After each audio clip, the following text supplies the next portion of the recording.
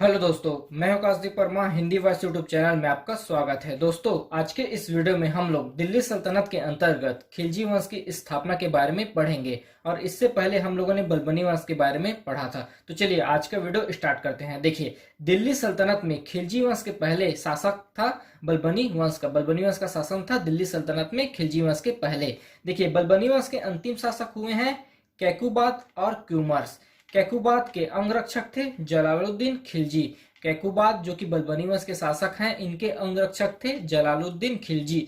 जलालुद्दीन खिलजी शासक बनने के लिए कैकुबाद की हत्या करते हैं और यमुना नदी में फेंक देते हैं। उसकी लाश को यमुना नदी में फेंक देते हैं। लेकिन जन प्रतिरोध के कारण जलालुद्दीन खिलजी को कैकुबाद के पुत्र क्यूमर्स को शासक बनाना पड़ता है। स्वयं शासक बनने के लिए कैकुबाद की हत्या करते हैं, लेकिन जन प्रतिरोध के कारण शासक बना देते हैं क्यूमर्स को। उसके बाद 3 माह पश्चात क्यूमर्स के शासक बनने के 3 माह पश्चात क्यूमर्स की भी हत्या कर देते हैं जलालुद्दीन खिलजी। तो सबसे पहले जलालुद्दीन खिलजी ने कैकुबाद का हत्या किया। उसके बाद जन प्रतिरोध के कारण क्यूमर्स को दिल्ली सल्तनत का शासक बनाया। उसके बाद क्यूमर्स की भी हत्या कर दी 3 माह बाद।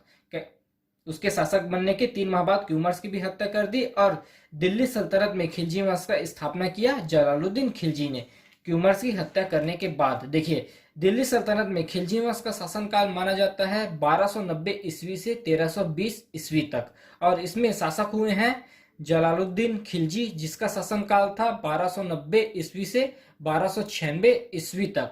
उसके बाद हुए हैं अलाउद्दीन खिलजी, जिसका शासनकाल था 1296 ईस्वी से 1316 ईस्वी तक। उसके बाद शासक हुए हैं शिहाबुद्दीन खिलजी। इसका शासनकाल मात्र 35 दिन का था। 1316 में मात्र इन्होंने 35 दिन शासक किया था। उसके बाद शासक हुए हैं कुतुबुद्दीन मुबारक और इसका शासनकाल था 1316 ईस्वी से 1320 ईस्वी तक। और इस वंश के अंतिम शासक हुए हैं नासिरुद्दीन खुसरो। इनका शासन था केवल 1320 में। देखिए, एक चीज और ध्यान रखिए कि खिलजी वंश दिल्ली सल्तनत का सबसे छोटा राजवंश है। दिल्ली सल्तनत का सबसे छोटा राजवंश खिलजी सल्तनत को माना जाता है। इसका शासनकाल था मात्र 30 वर्षों का 1290 ईस्वी से 1320 ईस्वी तक। केवल 30 वर्ष तक इन्होंने दिल्ली सल्तनत में शासन किया है। देखिए, एक चीज और देखते हैं, खिलजी कौन थे। देखिए, इतिहासकार, 2 महत्वपूर्ण इतिहासकार के अनुसार, देखिए, निजामुद्दीन अहमद के अनुसार खिलजी कुलीन खां के वंशज थे और इतिहास खान फरुद्दीन के अनुसार तुर्क की 64 जातियां थी, उन्हीं में से एक थे खिलजी।